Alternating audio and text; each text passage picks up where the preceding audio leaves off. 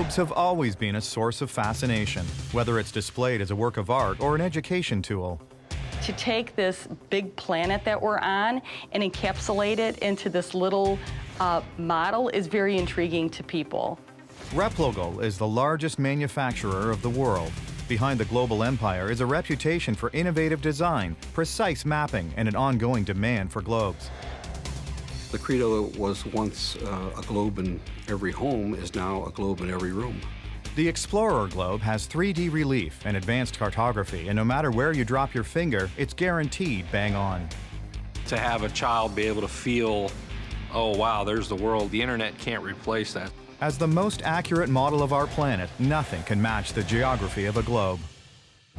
Replogle has been manufacturing the world for over 80 years. The concept that we live on this round object is really foreign to people until you actually show them the globe. And they're intrigued by it. I'm still intrigued by it. The challenge is mapping the world in a two-dimensional virtual space and having it translate into a physical sphere. That would be looking at a globe on a computer screen in a flat form and trying to envision what this thing will look like as a 3D model. The designing of the world starts at the cartographer's desk. What we do is we take science and aesthetics and try to blend those together to develop a real-world model of the world. Aesthetics are important in conveying the vast amount of information on a globe clearly. We're going to want country names to stand out more than city names. We're going to want mountain features to not only label that mountain range, but kind of show the extent and the direction of that mountain range. With the design and layout ready, the map is printed and glued to chipboard. The map is printed on paper using a high gloss finish. Holes are punched into the north and south poles. There's a light here, and you just place it directly in the middle of the light. The maps then move to a 60-ton hydraulic press, which cuts out the excess space. When you set it up so it lined up all the lines around the map. There are 2 cuts per hemisphere.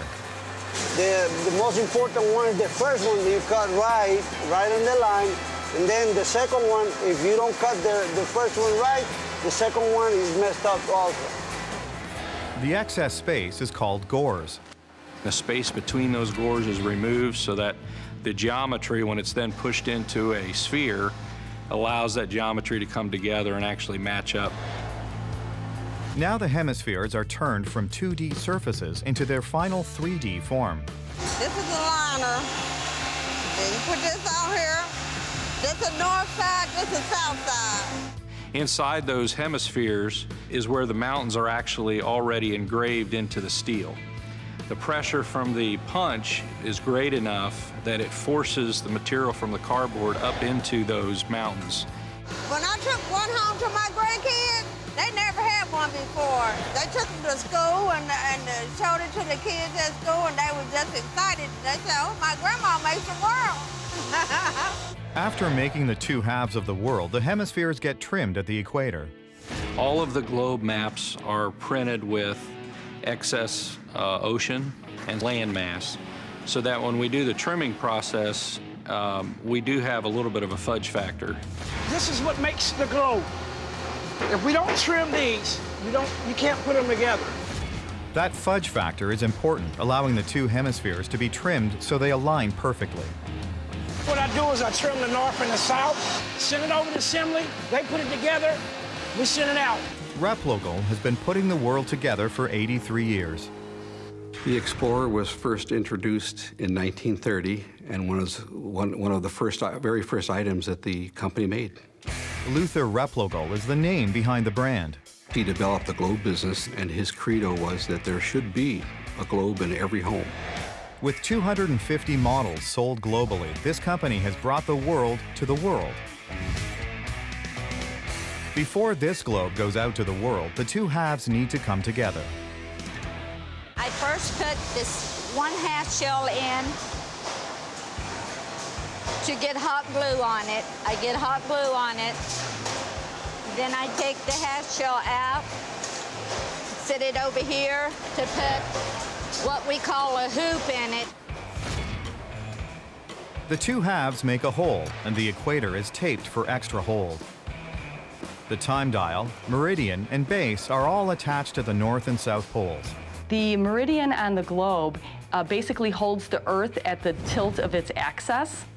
Available in several different languages, the Explorer Globe travels all over the world. We make French globes, German globes, Spanish globes, Hebrew globes, Chinese globes. I think we also did one in Swahili at some point. Having a globe in a classroom that students can touch is an experience the internet can't match.